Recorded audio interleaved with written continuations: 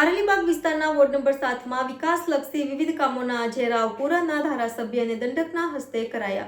Karelibaug ward number 7ના વિકાસલક્ષી વિવિધ કામો અંગે રાવપુરા સરદાર ભુવનનો ખાંચો, કારેલીબાગ હરિ એપાર્ટમેન્ટ પાસે, કારેલીબાગ સંજય પાર્ક 4 રસ્તા પાસે આજે સવારે વિકાસલક્ષી વિવિધ કામોનું ખાતમુહૂર્ત રાવપુરા વિધાનસભાના ધારાસભ્ય, ગુજરાત સરકારના મુખ્ય દંડક બાલકૃષ્ણ શુક્લના હસ્તે અંદાજિત 1,67,39,000 નવા કામોના ખાતમુહૂર્તનો કાર્યક્રમ રાખવામાં આવેલો હતો.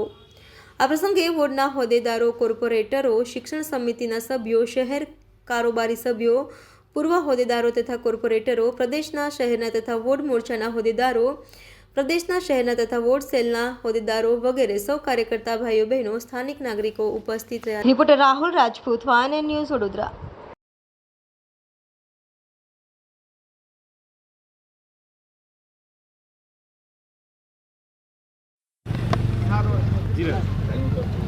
આજરોજ રાવપુરા વિધાનસભા વિસ્તારમાં વોર્ડ નંબર 7માં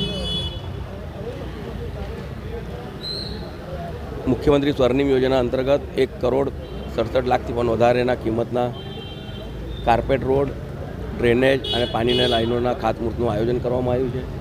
અહીંયા આપણે જ્યાં ઊભા છીએ સરદાર ભવનના ખાંચામાં પણ 350 મીટરનો એક આખો નવો વોલ ટુ વોલ કાર્પેટ રોડના આજે ખાતમુહૂર્ત થયું છે અને ટૂંક સમયમાં જ આખો રોડ નવો બની જશે.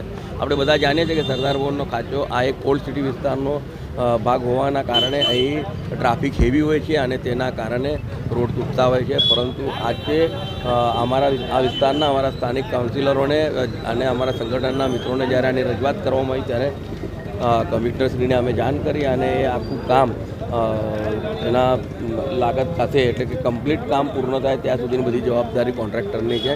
ટૂંક સમયમાં જ આ રોડ પૂર્ણ થઈ જશે.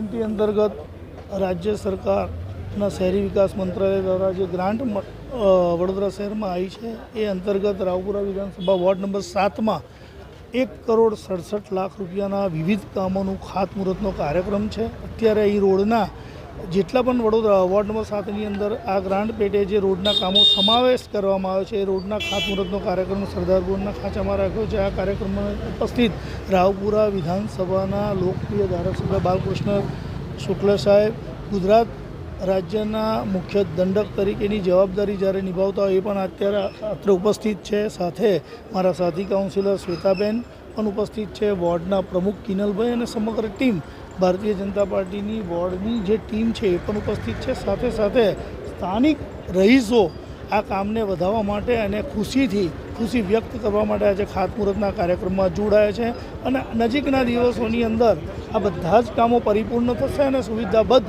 વિસ્તારને કરવામાં આવશે. વડોદરા શહેરમાં પણ અલગ અલગ વિધાનસભા ક્ષેત્રની અંદર અલગ અલગ જગ્યાએ અલગ અલગ કાર્યકર્તા દ્વારા સમગ્ર વડોદરા શહેરમાં જ્યારે કાર્યક્રમ થતા હોય તો નજીકના દિવસોની અંદર જે પ્રમાણેની વડોદરા શહેરની કામગીરી વિકાસની જે ગતિ છે અટકે ના એ પ્રમાણેની કામગીરી કરવામાં આવી રહી છે. Subscribe now and press the bell icon. Never miss an update.